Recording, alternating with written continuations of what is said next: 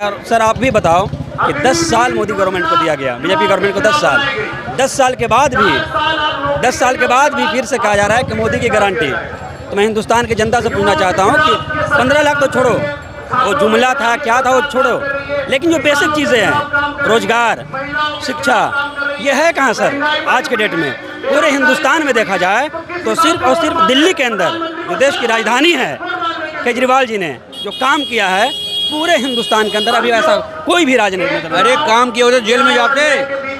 Sir ये तो BJP का आपको भी पता है कि बीजेपी की ये षड्यंत्र है कि जो कुछ बोले या जो अच्छा करे वो बीजेपी के खिलाफ रहता है और बीजेपी वाले चाहते हैं उसे जेल में बंद कर दो ताकि, और ये आने वाला चुनाव की वजह से आपको पता है कि शराब घोटाला था, मनीष सिसोदिया जी को जेल के अंदर डाला गया।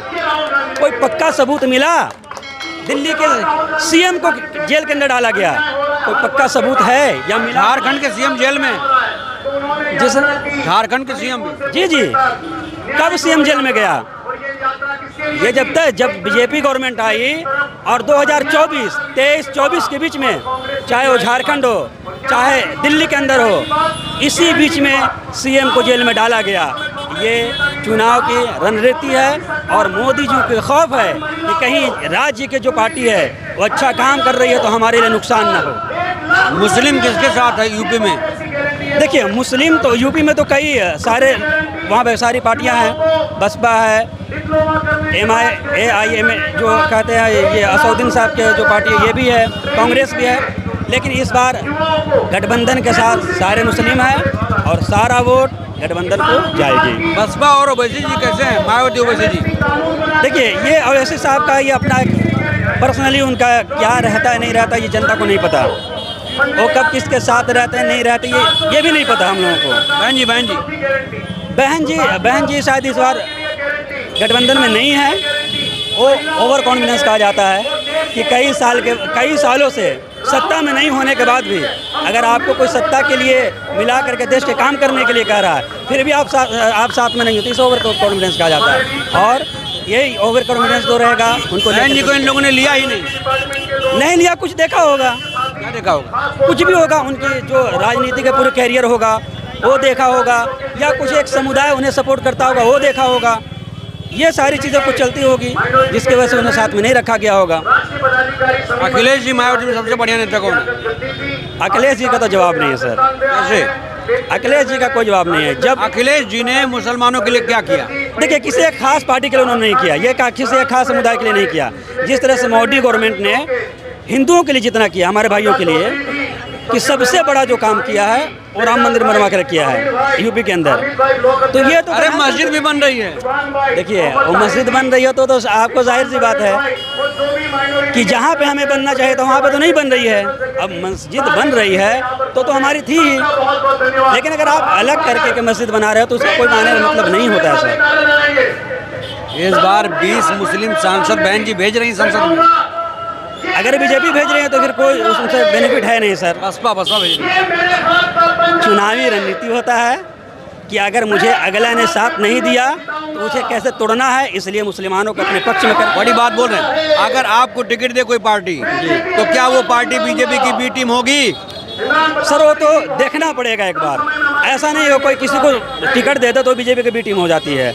हिंदुस्तान के अंदर बीजेपी का बी टीम कोई नहीं है, चाहे कांग्रेस हो या कोई भी पार्टी हो। लोग कहते हैं लेकिन है नहीं। 10 साल से एक तरफा मोदी जीतते आ रहे हैं, उनके किस मुद्दे पे वो जीतते हैं? आज आपको ये पता है कि हिंदुस्तान के अंदर 99% जातिवाद है, वरना मोदी जी ऐसा नहीं है कि हिंदू मुस्लिम सिख ईसाई को साथ में लेकर के चले, और वो अगर नारा दे रहे हैं 400 पार तो 400 पार नहीं आ जाता। अगर साथ में लेकर चलते, उनका एक नारा था सबका साथ सबका विकास, कहाँ होगा? कितना होगा? 400 पार होगा कि नहीं? 400 नहीं सर, इस बार तो 400 पार नहीं होगा। कितना होगा? आई थिंक 200-250 के बीच में ही होगा। एक दिक्कत ये है आप लोगों के साथ कि जब हारते हैं तो कहते हैं ईवीएम खराब थी। देखिए सर, इस टाइम मौजूदा हालात में जो बीजेपी गवर्नमेंट है, CD ये जितनी है, ED जितने सिस्टम हैं हिंदुस्तान के अंदर सारे उन्हीं के हाथ में हैं। तो जिससे जब चाहे जहाँ चाहे वो धाराशाही कर सकते हैं, ये उनके हाथ में है सर। मुसलमान देश का क्या चाहता है? मुसलमान देश का भलाई चाहता है सर। कैसे? इसलिए कि ये गवर्नमेंट जो है विकास के नाम पे कोई काम नहीं किया है, और ये जो मुस्लिम है शुरू से जंग आज़ादी से लेकर के आज तक इस देश को आगे बढ़ाने के लिए सोचता है, आगे बढ़ाने की बात करता है। और मोदी जी जब से आए हैं कहते हैं विश्व में डंका बज रहा है। सर आप मुझे बताओ को विश्व में किस लेवल पर किस काम से डंका बज रहा है मोदी जी का? एक भी कोई काम मुझे बता दे कि इस आप ये बताओ 70 साल कांग्रेस थी जी, उसने मुसलमानों के लिए क्या किया? सर मैं तो आपको आपने बताना पड़ेगा। मैं बिल्कुल बताऊंगा सर। मैं किसी एक पार्टी के लिए नहीं कहा, कोई भी गवर्नमेंट किसी एक पार्टी के लिए नहीं किया जिस तरह से बीजेपी ने किया। कोई भी पार्टी एक पार्टी के लिए, एक समुदाय के लिए नहीं किया जिस तरह से बीजेपी ने किया। और सबको मिला कर कांग्रेस लेके चली। तो बीजेपी को क्या करना चाहिए?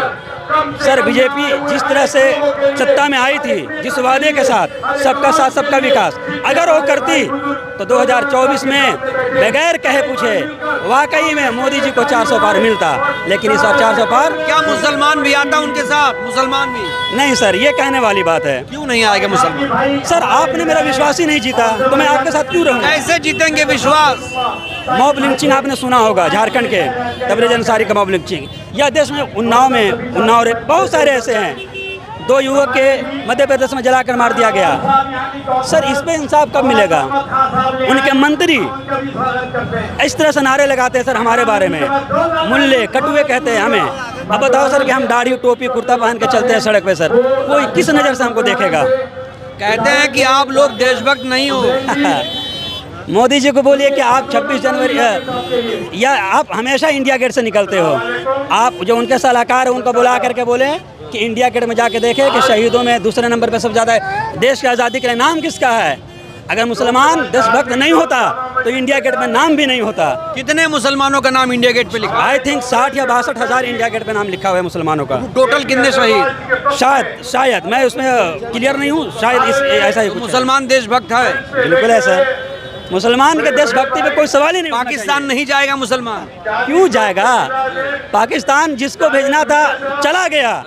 हिंदुस्तान में हम थे, हम हैं, और हिंदुस्तान में हम। जब कोई नेता बोलता है कि पाकिस्तान भेज देंगे तो क्या सोचते हैं? बस उसका एक ही बात याद आता है कि अगर पाकिस्तान जाने की आप बात करते हो किसी मुस्लिम को तो उससे इतना पूछो कि आपके कितने भी पूर्वज थे, उनसे ये पूछो कि जब मैं यहाँ हूँ तो पाकिस्तान भेजने का काम उनका था, तो आप क्यों कर रहे हो? वो भेज दिए होते हमें।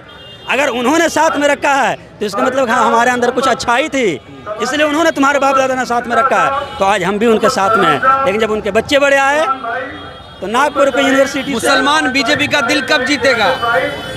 मुसलमान बीजेपी का दिल या बीजेपी मुसलमानों का दिल इस जन्म में तो नहीं जीत पाती है सर।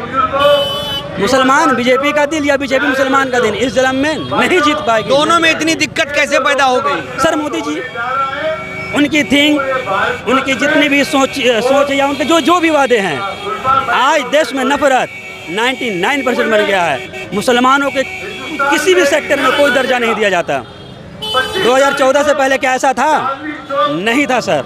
2014 के बाद आज हम जिस गांव से मैं बिलोंग करता हूं, मेरा इलाका बहुत पिछड़ा इलाका है। मैं झारखंड से किसी एक कस्बे से बिलोंग करता हूं। सर जब मेरी आज 26 ईयर के मेरे जो उम्र है, तो आज मैं इतना बड़ा डायरेक्ट नहीं हुआ हूं सर। जब मेरा बचपन गुजरा है तो सारे मेरे आस पड़ोस जितने लड़के थे सारे गैर मुस्लिम भाई, हिंदू भाई सारे हमारे फ्रेंड रहे हैं। आज भी किसी भी सेक्टर में कहीं घूमना हो हिंदू भाई फ्रेंड, कहीं जाना हो हिंदू भाई फ्रेंड। बचपन से उनके साथ उठना बैठना, एक दूसरे के यहाँ खाना, आना जाना, हर पर्व त्यौहार में एक दूसरे के यहाँ मिल बढ़ के करना। लेकिन आज वो चीज़ एक गांव के एक गली के अंदर से वो मोहब्बत खत्म हो गई जी। क्यों खत्म हुई? मोदी सरकार आई, आपके दोस्तों ने भी आपका साथ छोड़ दिया 14 के बाद? बिल्कुल सर। क्या कह रहे हैं? आज अगर उनसे आप बात करें किसी मुद्दे पे या आप उनके साथ कहीं जाएं तो आपका साथ नहीं देंगे सर। साथ में होते लेकिन आपका साथ नहीं देंगे। मोदी जी ने दोस्ती तोड़वा दी आप कह रहे हैं? बिल्कुल सर।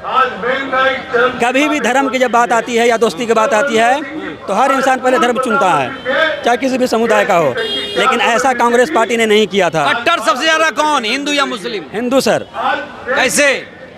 उन्होंने साबित कर दिया है। कैसे कैसे? पूरे 10 साल के कार्यकाल में मुझे 5 ऐसे शख्स का नाम बताए जो मुसलमानों ने घेर कर किसी हिंदू को मारा हो और बोला कि तुम अल्लाह अकबर कहो। और सर मुझे इतनी जानकारी तो नहीं है क्योंकि मैं अभी बहुत दिनों से मैं मोबाइल के कनेक्ट में नहीं हूँ सोशल मीडिया के, लेकिन मैं झारखंड का, बिहार का, मध्य प्रदेश का बहुत सारे ऐसे मुस्लिम युवक है जिसे हिंदुओं ने घेर करके मार दिया है, जिसे हिंदुओं ने मामूली किया। बीजेपी के कोई भी कार्यकर्ता या कोई भी बड़ा लीडर इसके ऑपोजिशन में कोई भी उन्होंने फैसला नहीं लिया या उन्होंने बयान नहीं दिया। देशभक्ति का सर्टिफिकेट दे रहे हैं, कह रहे हैं वंदे मातरम नहीं बोल रहे हैं आप। वंदे मातरम लिखा हुआ किसका है? इसका अब वो लोग से हम पूछेंगे, मुझे तो पता नहीं है, लेकिन उनसे नहीं लिखा हुआ किसी का भी हो, लेकिन आप लोग बोल नहीं रहे हैं। अच्छा, मैं आपके माइक के माध्यम से बोल रहा हूँ वंदे मातरम।